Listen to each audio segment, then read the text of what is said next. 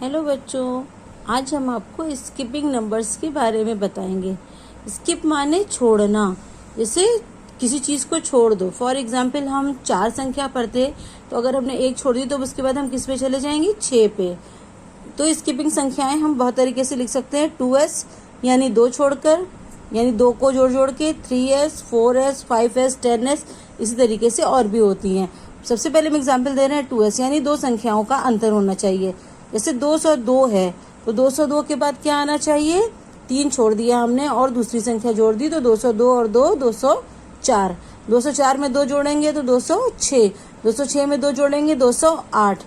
इसी तरीके से 513 में 2 जोड़ेंगे 515, 515 में 2 जोड़ेंगे 517, 517 में 2 जोड़ेंगे तो 519। इसी तरीके से 3s यानी 3 का अंतर आना चाहिए स्किपिंग नंबर्स में, तो 333, 33 और 3 36 यानी 336।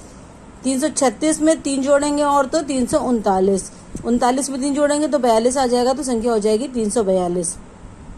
इसी प्रकार से 4s की बात जब हम करते हैं यानी 4 स्किप करके, तो मान लीजिए यहाँ पे एग्जाम्पल है 612, 12 में 4 जोड़ा 616, 16 में 4 जोड़ा 20 तो 620, 20 में 4 जोड़ा 624। इसी तरीके से 5वां यानी 5s यानी 5 छोड़ के हमें रखना है तो 820, 20 5 25 यानी 825, 25 5 30 यानी 830, 830, 30 5 35 यानी 835। इसी तरीके से 10s यानी 10 का अंतर रहना है तो 100 के बाद उसमें 10 जोड़ा 110, 110 में 10 जोड़ा 120, 120 में 10 जोड़ा 130। इसी तरीके से 122 में 10 जोड़ा 132, उसमें 10 जोड़ा 142, उसमें 10 जोड़ा 152। तो इस प्रकार से हम स्किपिंग नंबर्स लिखते हैं।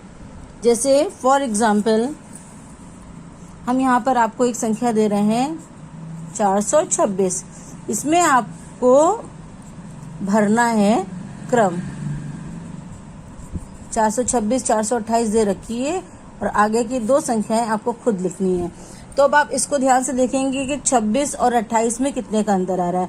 26 और 2 28 यानी 2 का अंतर है, तो अगली संख्या हमारी क्या हो जाएगी, 428 की जगह 28 और 2 30, 30 की जगह फिर 32 यानी 432 हो जाएगी। इसी तरीके से हम देखते हैं यहाँ पे 264, 267। अब देखिए 64 और 67 में कितना अंतर है। 64, 65, 66, 67 यानी स्किपिंग कितने की कर रहे हैं, 3 की। तो अब हम 3 की स्किपिंग जहाँ पे कर रहे हैं, ये 3s है हमारा, तो 67 में 3 जोड़ेंगे 68, 69, 70, ये हो गया 270। 70 में 3 जोड़ेंगे तो 273। तो इस तरीके से हम आगे की संख्याएं लिख सकते हैं। अब एक एग्जाम्पल हम 4s का बताते हैं, 642।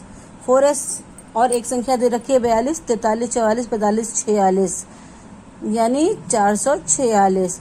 अब देखिए 42 और 46 में कितना अंतर है, 43, 44, 45, 46 यानी 4 का अंतर है। तो आगे वाली संख्याएं भी क्या होंगी, हमारी 4 के अंतर पर ही होंगी। तो 46 में 4 जोड़ा 50 यानी 650, इसमें 4 जोड़ा 654, हमारा क्रम यही आ जाएगा।